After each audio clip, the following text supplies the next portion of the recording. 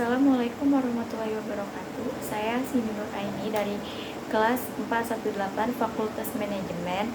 NIM saya yaitu 191010506512. Saya di sini akan menjelaskan tentang teori ekonomi makro. Teori ekonomi makro yaitu makroekonomi adalah studi tentang ekonomi secara keseluruhan, perubahan ekonomi yang mempengaruhi banyak masyarakat, perusahaan, dan pasar.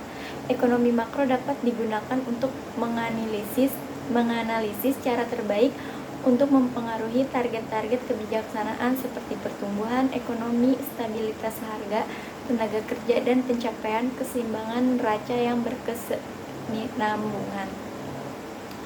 Meskipun ekonomi makro merupakan bidang pembelajaran yang luas, ada dua area penelitian yang menjadi ciri khas disiplin ini.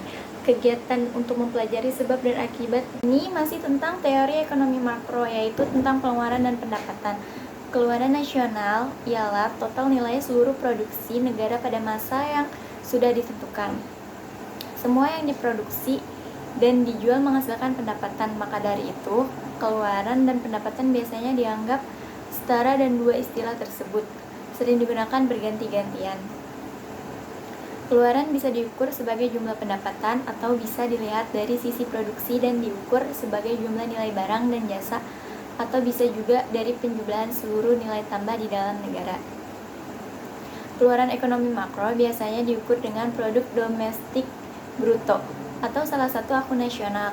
Ekonomi yang tertarik dengan kenaikan keluaran jangka panjang akan mempelajari pertumbuhan ekonomi, kemajuan teknologi, dan akumulasi mesin dan modal lainnya, serta pendidikan yang lebih baik dan modal manusia. Semuanya akan berujung pada keluaran ekonomi lebih besar selama berjalannya waktu. Tetapi keluaran tidak selalu naik secara konsisten. Siklus bisnis bisa menyebabkan penurunan keluaran jangka pendek yang disebut resesi. Ekonomi mencari kebijakan ekonomi makro yang bisa mencegah ekonomi anjlok ke jurang resesi dan akhirnya bisa memacu pertumbuhan jangka panjang dengan lebih cepat.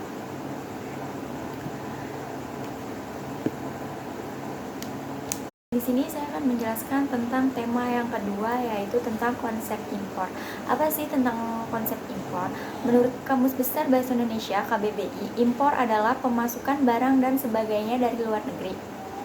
Mengimpor adalah kegiatan memasukkan barang, dagangan, dan sebagainya dari luar negeri. Pengimpor adalah orang, perusahaan, dan sebagainya yang mengimpor. Pengimporan berarti proses perbuatan mengimpor.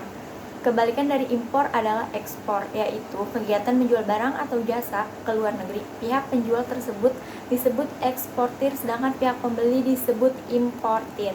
Sedangkan ekspor dalam undang-undang tersebut adalah kegiatan mengeluarkan barang dari daerah pabean. Istilah ekspor impor merupakan transaksi perdagangan internasional atau bisnis internasional.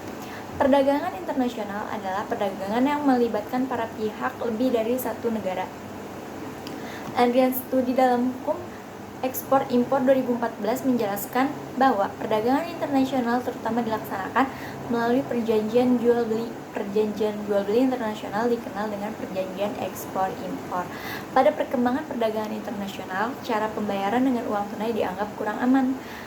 Jadi, sebagai pengganti uang tunai digunakan sistem pembayaran menggunakan surat berharga. Penggunaan surat berharga bertujuan menghemat waktu dan biaya para pengusaha yang berdomisili di tempat lain. Selain itu, penggunaan uang tunai rentan mengalami gangguan seperti hilang atau perampokan. Unsur pertama perjanjian ekspor impor adalah perbuatan penyerahan oleh penjual kepada Mengapa suatu negara melakukan impor? Kegiatan impor dilakukan sebab terdapat sejumlah manfaat yang dirasakan importir atau suatu negara.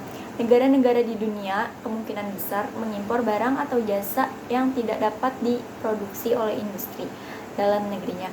Seefisien atau semurah negara pengekspor, negara juga dapat mengimpor bahan baku atau komoditas yang tidak tersedia di dalam perbatasannya. Sebagai contoh, yaitu banyak negara mengimpor minyak karena tidak dapat memproduksi secara domestik atau tidak dapat memproduksi cukup untuk memenuhi permintaan.